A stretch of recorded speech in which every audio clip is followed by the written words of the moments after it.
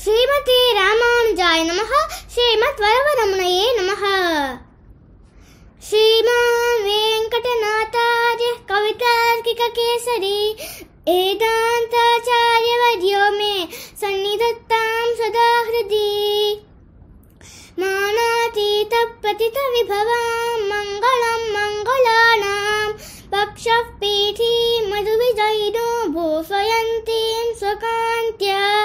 प्रत्यक्षानुश्रविकमहिमप्रार्थिनीनां प्रजानां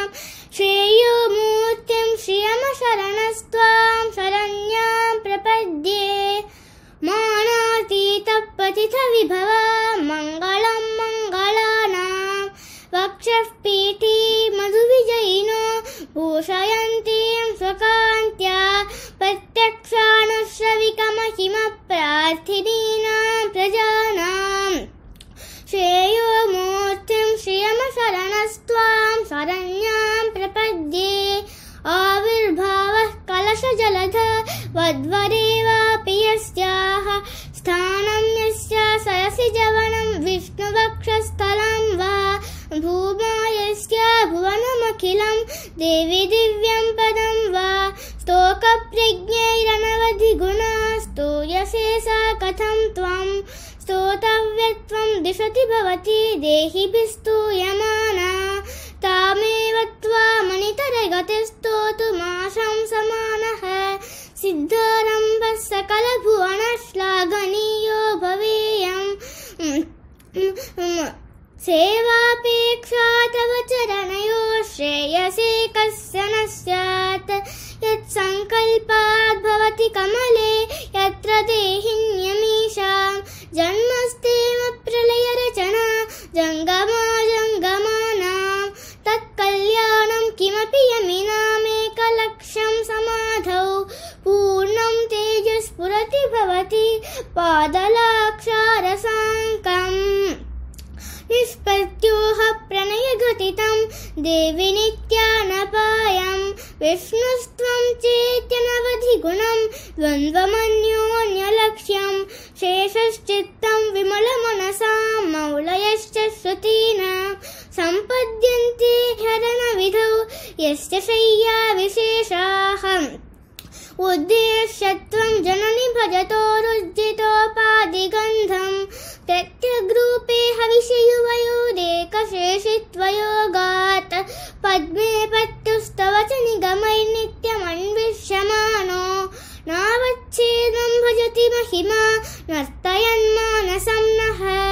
पश्यन्तेषु श्रुतिषु परितः सूरिबृन्देन सार्धं मध्ये कृत्य त्रिगुणफलकं निर्मितस्थानभेदं विश्वादेशः प्रणयिनि सदा विभ्रमद्यूतवृत्तौ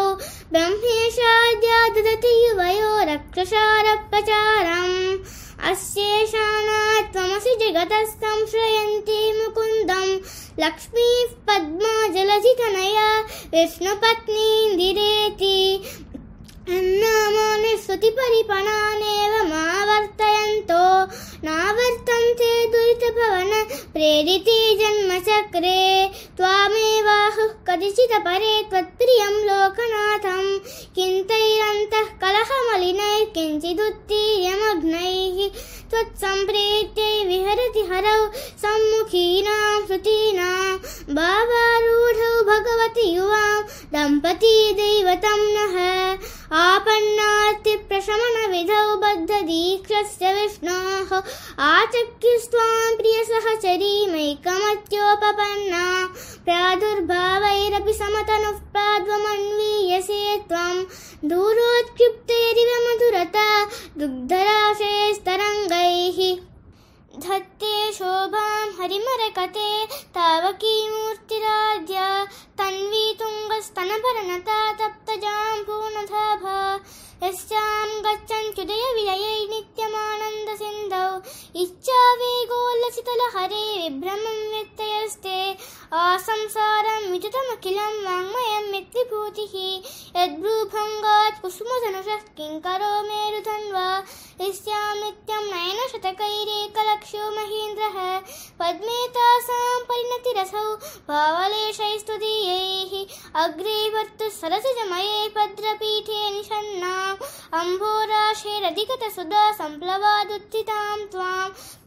पुष्पासारस्थगितभुवनैः पुष्कलावर्तकाद्यैः क्लुप्तारम्भाः कनककलशैरभ्यषिञ्चन् गजेन्द्राः आलोक्य त्वामृतसहजे विष्णुवक्षस्थलस्थां शापाक्रान्ता शरणमगमन् सावरोधा सुरेन्द्राः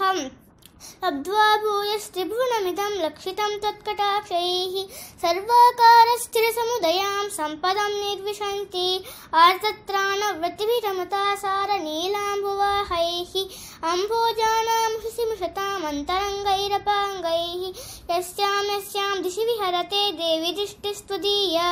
तस्यामहमहमिकां तन्वते सम्पदोगाः योगारम्भत्वैतमनसो युष्मदैकान्तियुक्तं धर्मं प्राप्तुं प्रथममिह ये धारयन्ते धनायां तेषां भूमे गणपतिगृहादम्बरादम्बुधेर्वा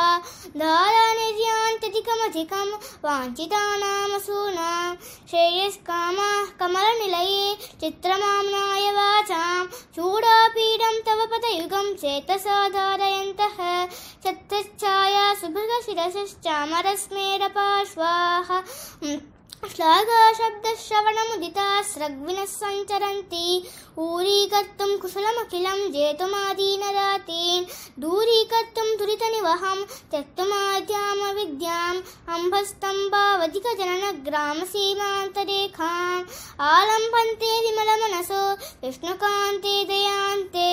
जाताकाङ्क्षा जननियुवयोरेकसेवाधिकारे मायालीढं विभवमखिलं मन्यमानाश्रिणाय प्रीत्यै विष्णोस्तव च कृतिनः प्रीतिमन्तो भजन्ते वेलाभङ्गप्रशमनफलं वैदिकं धर्मसेतुं सेवे देवी त्रिदशमहिला मौल्यमालार्चितं ते सिद्धिक्षेत्रं शमितविपदां सम्पदां पादपद्मं यस्मिन्नेषन्नमितशिरसो यापयित्वा शरीरं वर्तिष्यन्ते वितमसि पदे वासुदेवस्य धन्याः सानुप्रासप्रकटितदयै सान्द्रवात्सल्यदिग्धैः अम्बस्निग्धैरमृतलहरी लब्धसब्रह्मचर्यैः घर्मे तापत्रयविरचिते गाढतप्तं क्षणं माम् आकिञ्चन्यक्लपितमनघैराद्रयेताः कटाक्षैः सम्पद्यन्ते भवभयतमी भाणवस्त्वत्प्रसादात् भावा सर्वे भगवति हरौ भक्तिमुद्वेलयन्तः याचे किं त्वामहमिह यतः शीतलोदारशीला भूयो भूयो दिशसि महतां मङ्गलानां प्रबन्धान् माता देवी त्वमसि भगवान् वासुदेवः पिता मे जातस्सोऽहं जननियुवयोरेकलक्ष्यं दयायाः तत्तो युष्मत्परिजनतया देशिकैरप्यतस्त्वं किं ते भूयः प्रियमिति किल स्मेरवक्त्रा विभासि माता देवी त्वमसि भगवान् वासुदेवः पिता मे जातस्सोऽहं जननियुवयोरेकलक्ष्यं दयायाः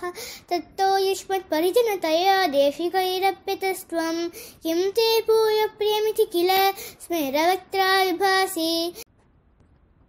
कल्याणानामविकलनिधिः कापि कारुण्यसीमा नित्यामोधा निगमवचसा मौलिमन्दारमाला सम्पद्दिव्या मधुविजयिनः सन्निधत्तां सदा मे सैषा देवी सकलभुवनः प्रार्थना कामधेनुः कल्याणानामविकलनिधिः कापि कारुण्यसीमा नित्यामोदा निगमवचसां मौलिमन्दारमाला सम्पद्दिव्या मधुविजयिनः सन्निधत्तां सदा मे सैषा देवी सकलभुवनः प्रार्थना कामधेनुः उपचितगुरुभक्तिरुत्थितं वेङ्कटेशात् कलिकलुषनिवृत्त्यै कल्पमानं प्रजानां सरसिजनिलयाय स्तोत्रमेतत्पठन्तः सकलकुशलसीमा सार्वभौमा भवन्ति। उपचित गुरुभक्तिरुत्थितं वेङ्कटेशात् कलिकलुषनिवृत्त्यै कल्पमानं प्रजानां सरसिजनिलयाय स्तोत्रमेतत्पठन्तः सकलकुशलसीमा सार्वभौमा भवन्ति।